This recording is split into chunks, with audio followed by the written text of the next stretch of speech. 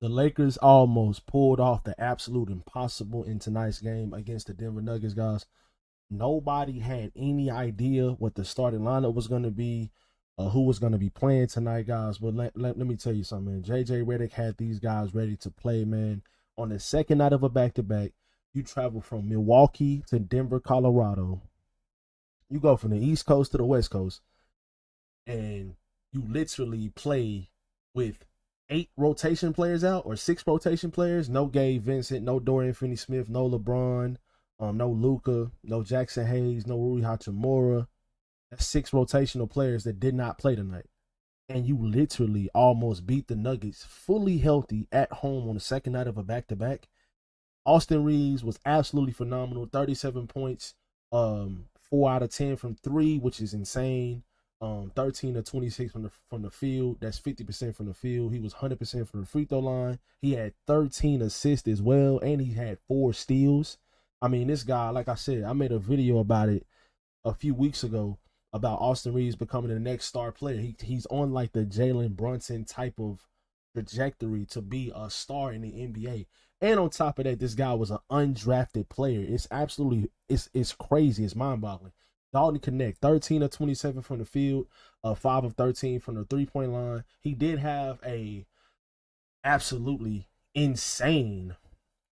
He had an absolutely insane fall. He dunked the ball. He held on to the rim and he like kind of slipped down. He kind of like fell awkwardly and he hit the back of his head again. He did it again. He did it like last week as well. So hopefully Dalton is okay. He said after the game that he will be okay. But I just wanted to give the Lakers credit, guys, because you had guys like Christian Koloko that came in the game tonight and played 20 minutes. Markieff Morris had 24 minutes. Shake Milton had 28 minutes, and he was really, really good tonight. And on defense, too. His on-ball defense was pretty good on Jamal Murray at times. He had 5 rebounds, 3 assists. Got to give Shake a lot of credit for not getting really a lot of playing time at all. Bronny came in, and he did some good things defensively. He missed a lot. He missed a couple shots from 3, but he did knock down 1-3 in the corner right in Jokic's face. Was a pretty impressive shot. He had 2 out of 2 of his free throws as well. But just in general, guys, this team is extremely deep, and it just my trajectory for this team, and my opinion on this team, does not change, even though they've lost 4 straight games. If they were healthy, I legitimately believe, they probably would have lost that Celtics game, but they was making a really good run. But even in that game, they didn't have Rui, you didn't have Jackson. So just a few takeaways that I think we should do moving forward. The Lakers should definitely have Christian Koloko as their backup center. I think Christian Koloko, once Jackson Hayes gets healthy, obviously he's still your starter, but Christian Koloko should be the backup center for the Lakers. It should not be Alex Len. It should not be Trey Jemison. Trey Jemison, he gives you some things when it comes to physicality and stuff like that and being vocal on defense, which is really, really good when it comes to being physical and stuff like that, being a bigger body. But when it just comes to just being a better overall player and I think a better rim protector and a better lob threat, I think Christian Koloko is just the better fit for this team. And then on top of that, a couple times he got switched out onto guards and forwards a couple times like ball handlers tonight, and he did a pretty good job staying on the ball. Now, at the end of the game, he did have a mistake on defense. He went under the screen on Jamal Murray, and Jamal Murray went around the screen. Of course, Jamal Murray made the open 3, but it also was a moving screen on Nikola Jokic as well. I mean, it was one of the most obvious and blatant moving screens I've ever seen. Let me just go ahead and show you guys this moving screen right quick because it is crazy how this was not called a moving screen. I just don't understand. So, let me see. I guess I don't have it. Oh, I guess I don't have it on here. I thought I did. But yeah, I guess I don't have it on here. But yeah, just in general. You know what? No, I'll take that back. I do have it on here. Let me go to my replies right quick. I think I quote tweeted the moving screen. Yeah, it's right here. Tell me how this is not a moving screen. 14 seconds.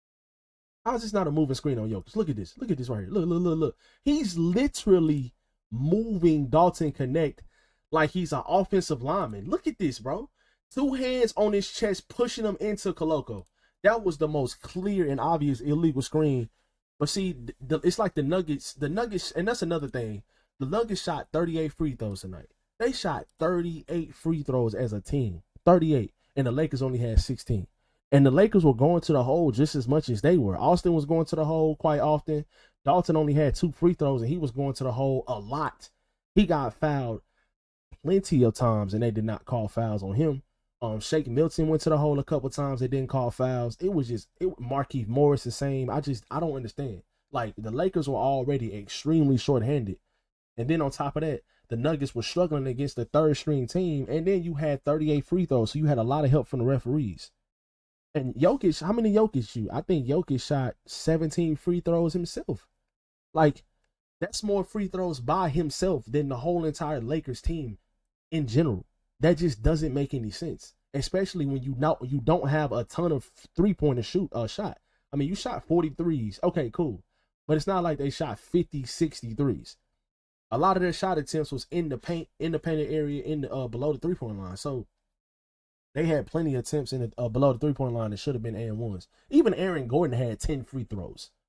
He had 10 free throws. He almost had just as many as the whole entire Lakers team himself. And this is Aaron Gordon. I mean, his whistle shouldn't be that good. So just in general, guys, this game was, the Lakers should have won this game if this game was officiated evenly or even anywhere near evenly. The Lakers beat this fully healthy Nuggets team with basically their third string, with 6 rotational players out. You talking about your 2 stars, 2 of your best 3-and-D players in Gabe Vincent and Dorian Finney-Smith. And on top of that, you missing Rui Hachimura. That's another guy that averages 15 points a game, got a bigger body. And you missing your starting center in Jackson Hayes. I mean, like, I don't know what to say other than, this Lakers team deserves a lot of credit. And I think moving forward, Christian Koloko should be the backup center for this team.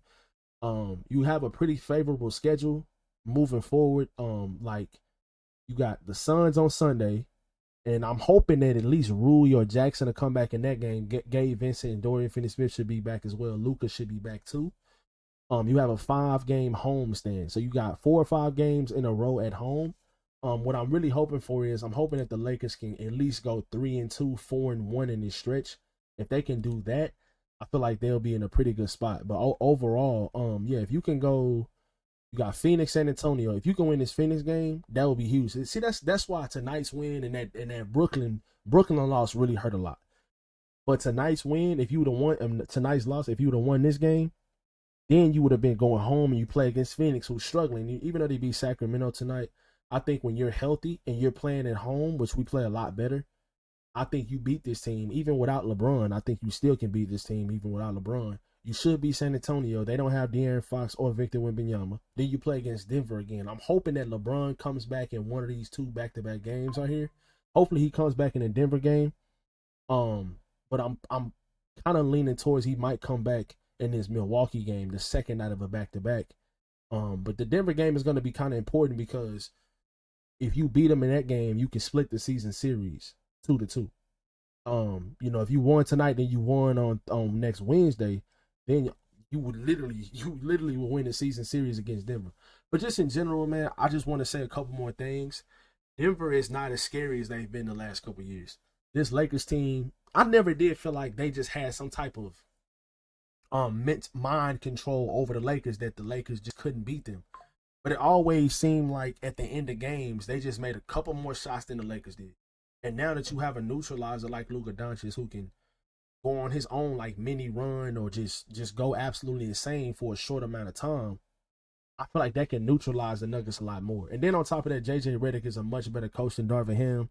And the defensive game plan against this Nuggets team is just really, really good. It works because you are really defending these guys to their flaws. And it's like it just works to a T with this team. You almost beat this team tonight with that same defensive game plan, and they had their third string players in Markieff Morris and Shake Milton and some of these guys that never get playing time. Christian Koloko, which I think he should get playing time moving forward, but just in general, So, let me know how you guys feel about that in the comment section below, man.